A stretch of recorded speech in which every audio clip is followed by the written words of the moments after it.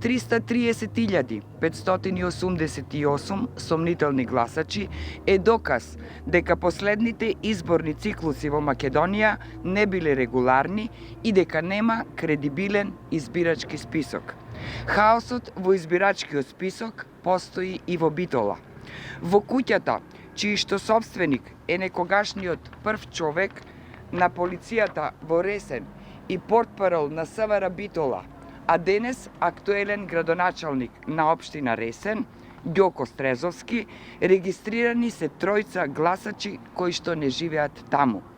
Мехмедали Ерхан, роден 1990 година во либиска арапска џамахирија, каде што и денес живее.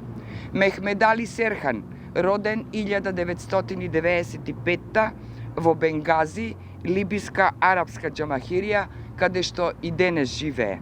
Мехмедали Себаедин, кој живее во Бенгази, либиска арапска џамахирија.